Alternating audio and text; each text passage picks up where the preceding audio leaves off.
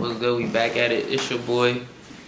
We're here to do another video, Venus sign series. We got Venus in Gemini, the third sign, right? Let's start off basically, right? And we got Venus up here, right? This is the glyph of Venus. This is the glyph of Gemini. Venus come through Gemini. Now, what does this mean, right? Before we can go into that though, let's talk about what Venus shows in a birth chart. Venus, right, is home to the signs of Taurus and Libra. Now, what does Taurus and Libra represent? They represent finance, which is Taurus, and Libra represents relationships. So that's what the planet actually will show you, basically, right? So Venus is going to show, like how we just stated, 7th house energy, how you relate to others, and your love language.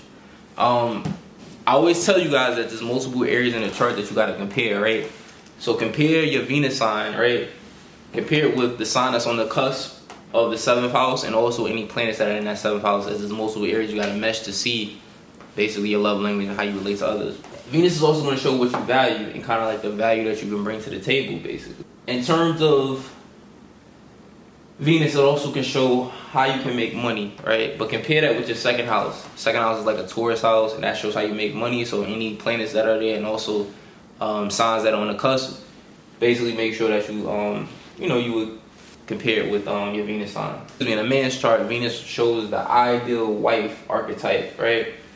So we're gonna talk about what that means for my guys out there. And then if you have a nighttime chart, which I showed you basically how to find that, I did a video on day and nighttime charts and what that means. If you have a nighttime chart, it's gonna show the blessings and the strengths that the house that Venus is deposited into will show where you can have blessings and strengths. And also, you got to use whole sign systems in that chart though. But one thing I want to state though is that also the houses that Libra and Taurus rule over can show also where you have blessings and strength too. And maybe other things that change the energy, but that's just the general theory around this concept, right? So, let's see. Let's talk about how you relate to others, right? Gemini likes variety, right? Likes freedom, variety. It's a very curious type of energy, basically, right? So in terms of how you relate to others, you definitely need your freedom. And in terms of your love language, you may like, since it's the twins that represents duality, this could show you being prone to, it could play a lot of different ways, but it's more of a loving your freedom, right? You love your freedom. You actually value your freedom, right? I'm jumping the gun, but we're talking about value and stuff. But since you love freedom and you value that, it can show forth for even being more open in your relationships. So some people with this placement, right? Because when we think of Gemini, Gemini is ruled by Mercury, right? Mercury is one of the androgynous planets along with Uranus. So this could show forth for some people, being that they're very curious and like freedom, they may be into open relationships or poly relationships, or some people be bisexual. That's not always going to be the energy, but you got to compare the chart basically to get like indications that someone may be more open. But give these guys freedom. If you know someone who has this love language, give them some freedom. And if we want to skip down to value, you definitely value intellect, right? Gemini is a sign that does intellect and communication. You value communication. If we want to use keywords, Venus, the keywords of Venus is love and value, right? Since it's coming through Gemini, this is about expression and communication, right? So look in the house that it's in, it will tell you what you love or value to communicate or express yourself. And look in the house that it's in, it's going to show the area where you're liking to communicate. If we want to go back to values, what you bring to the table, right? You guys are very curious, so you can bring forth it's a lot of, like, you're very witty and intellectual, right? So that's what you bring, your intelligence, basically, right? You guys can know a little bit about a lot, basically, all right? Now, let's go and let's talk about how you can make money, right? Again, compare this with your 2nd house, but I'm pulling out my phone for this because I don't want to forget anything. And also, right, besides this, look at that 2nd house and the planets that are in that house. I did a video on occupations, right, that can fall under, the occupations for each sign. Go watch that video, which I'm going to try to link in the YouTube, basically. And that would tell more about the sign that's on the 2nd house to give you more indications. In terms of how you can make money, right, Gemini rules over the media and broadcasting, right? So this could be writing books, blogs, journalism of any sort, being a librarian, a clerk, any occupation also associated with short distance journeys, right? Any occupations associated with short distance journeys. So this could be being a bus driver, Uber driver,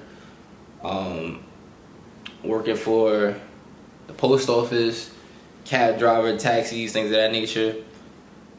even being a train conductor. Gemini also is ruled by Mercury. Mercury rules over contracts, so someone who deals with contracts. And Gemini rules over the hands, so this could be a massage therapist. And you guys are very witty, have the gift of gab a lot of times, you know what I mean? Since you're very intellectual. So this could be good for a saleswoman or a salesman as well too, you know what I mean? So that's just some ways that you can possibly make money in terms of the energy, right? With Venus coming through Gemini.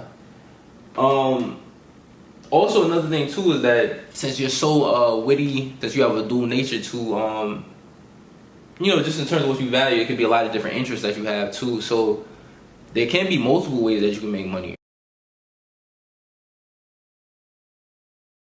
Now, in terms of ideal wife in a man's chart, right? You need a woman who, since your love language is very free, you need a woman who's like that. You may need a woman who, again, gives you a bit of your space, who's very intelligent, who could turn you on even with words too. That's what I would think, you know what I mean?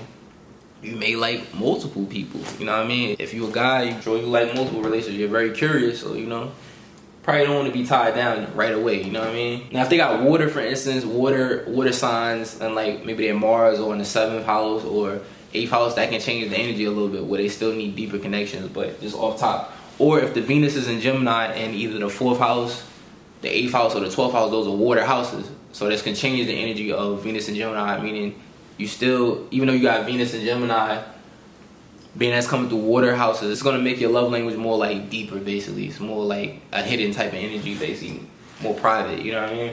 Whatever planets are in those houses are more private, just as a heads up, in terms of the water houses. Yo, so look, check this out. So I missed this part of the video, and I needed to add this in to give all of my fellas a little extra information.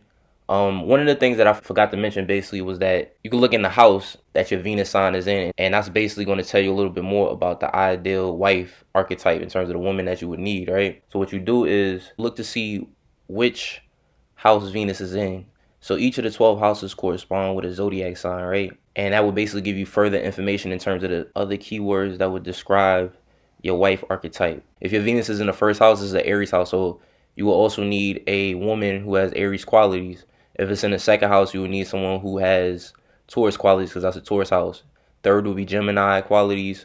4th is Cancer. 5th is Leo. 6th is Virgo. 7th is Libra. 8th is Scorpio. 9th would be Sagittarius. 10th is Capricorn. 11th is Aquarius. And 12th is Pisces, right? So you basically will look. It's another video that I'm going to link to this video that I already did on keywords associated with each sign, basically, right? But yeah, just check to see that sign. It's going to give you more qualities in terms of the ideal woman that you would need, right? So I just wanted to throw that in there as extra game, you know what I mean? Hopefully it'll help y'all.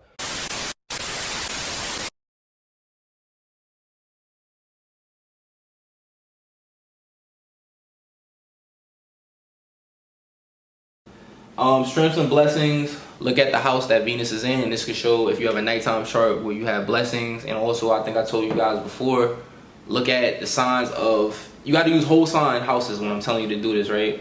For daytime and nighttime charts. But if you have a nighttime chart, look at the signs of Libra. Look for Libra and Taurus. Look at the houses that they rule over, and that will show where you can also have blessings as well too. So that was pretty much it. That's the video. Very simple. I thank y'all for tuning in. Y'all have a great one. More videos coming soon. All right, y'all. Peace.